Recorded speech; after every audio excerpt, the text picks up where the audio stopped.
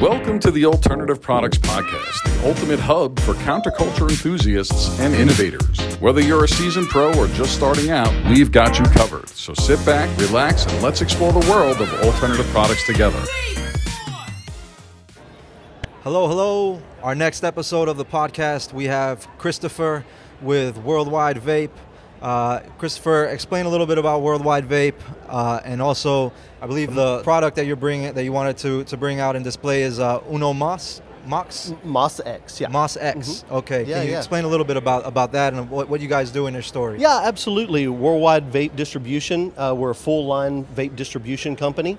Been in business since 2017.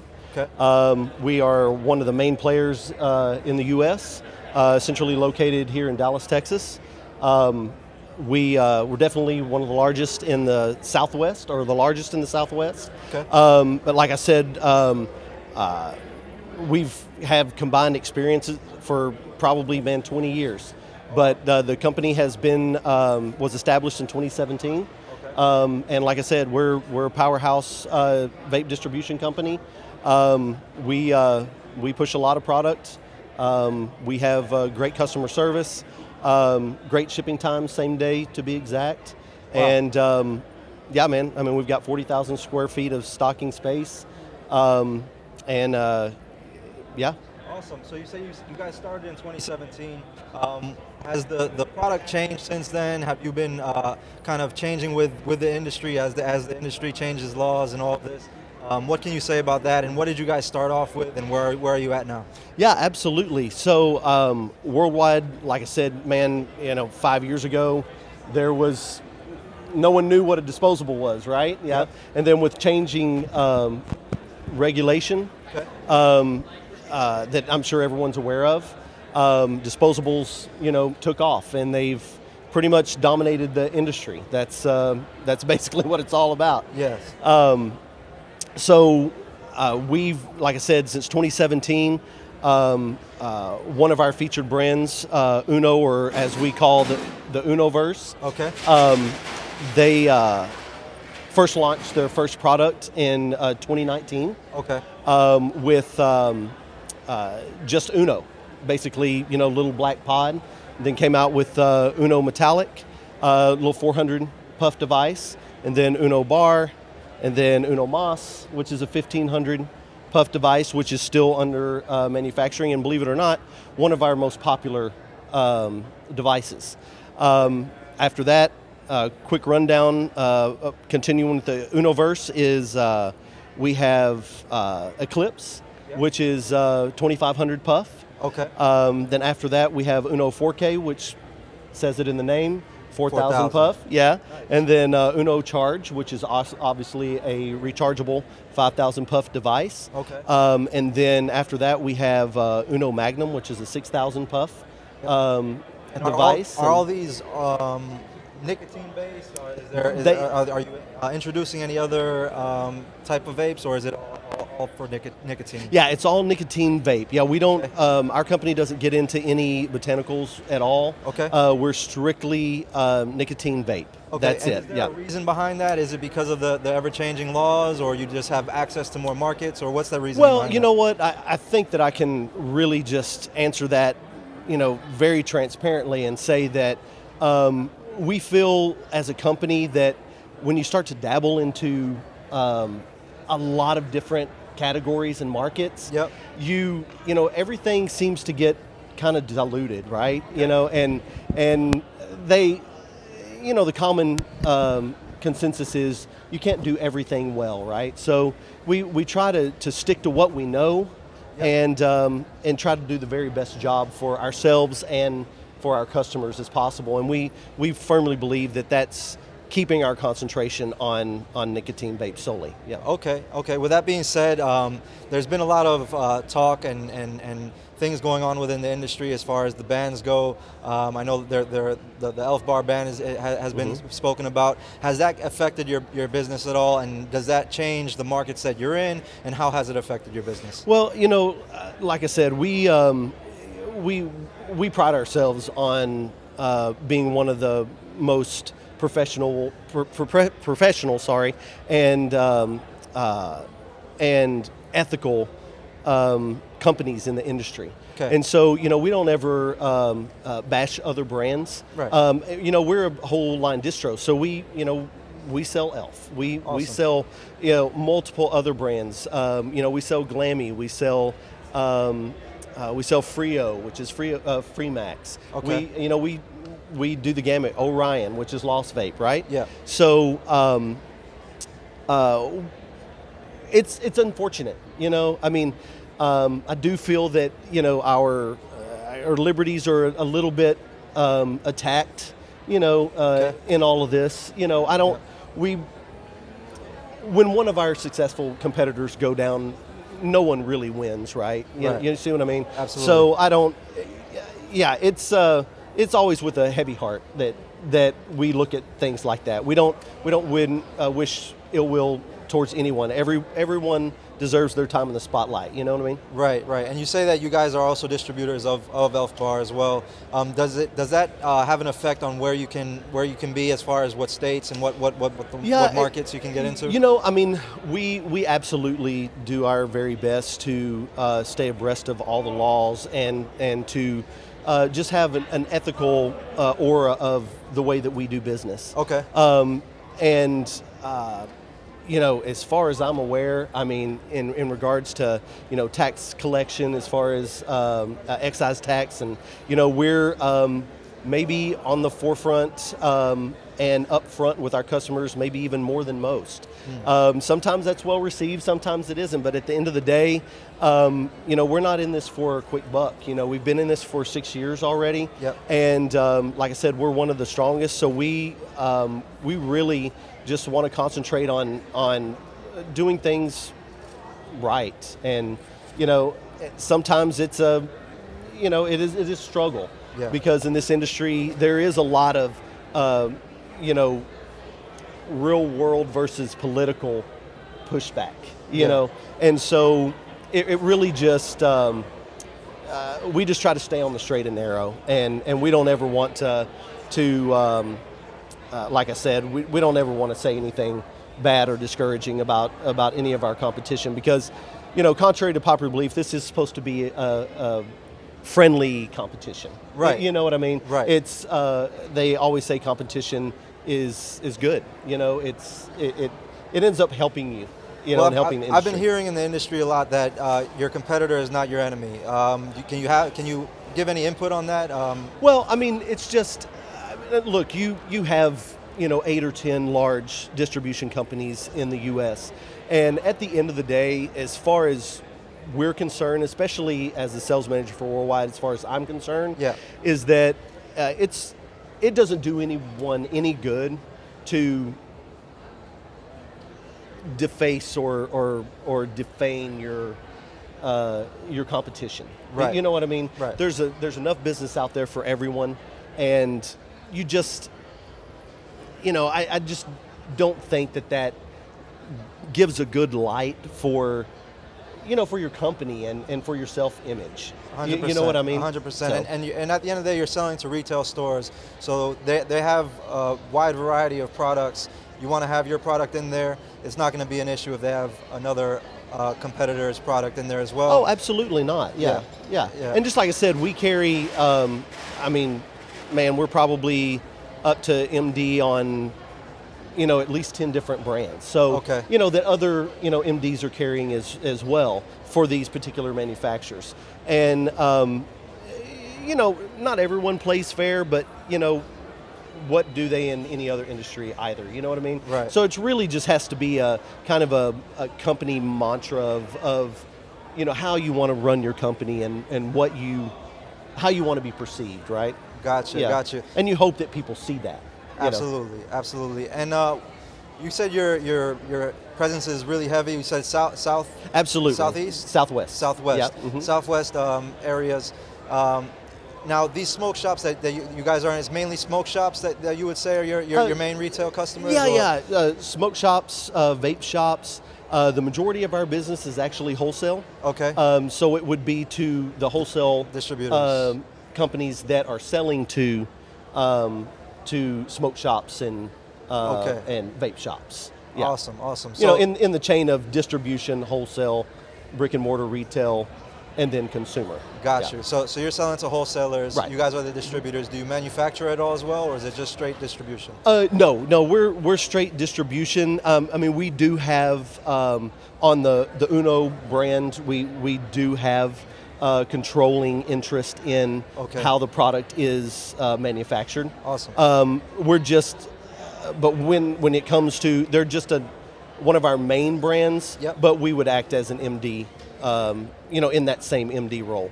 Awesome. And when you're dealing with wholesalers, they're dealing with the retail shops.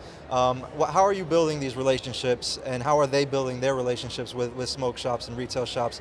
Do you have kind of any insight on that, and what's the importance of building a relationship with your clients? Well, I mean, honestly, to be transparent yet again, it's just the fact that we try to just make sure that we're doing business responsibly and ethically, Yeah. and professionally. Okay. And we get told that quite often. People are like, "Wow, this is refreshing." Yeah. That if something is not coming in on time, or something is out of stock, we don't just get it on our order. It's missing. Right. And you have to call and say, "Hey, I didn't get this." Our salespeople are dedicated to their clients, and for the most part, Yeah. customers are absolutely aware at all times, like what's going on with their business with us. Okay. It's really just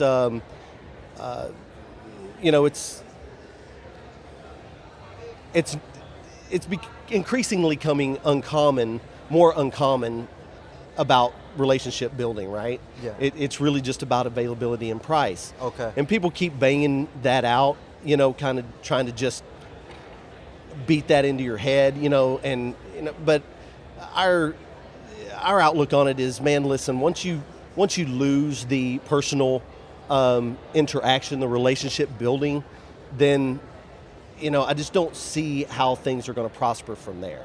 Got you. So you're saying in the industry, it's not becoming as important to build these relationships, but you find that it is actually still very important. Yeah, I mean, it's just that's what we're seeing. Okay. Over the past year, it's it's just people are just unfortunately not as loyal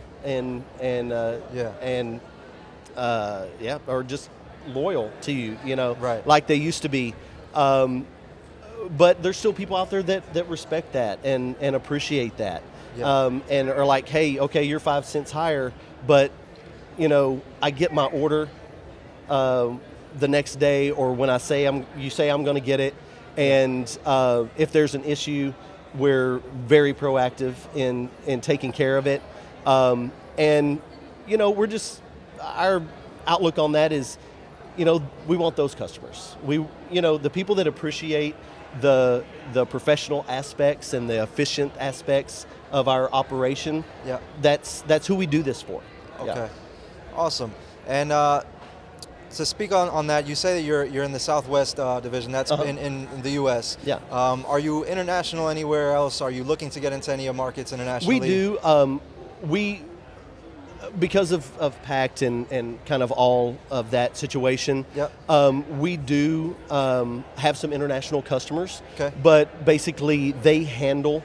We'll take it to a freight forwarder. Okay. Their freight forwarder, and then their freight forwarder will handle it from there. We no longer technically export from the U.S. Okay, Yeah. got you. Yeah. Then we do a lot of drop ships as well.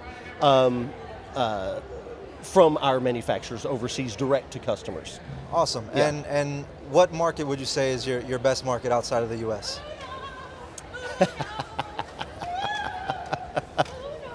There you go. You can never keep him under control, man. got I'm telling you, the Uno it's mascot coming crazy. It's crazy.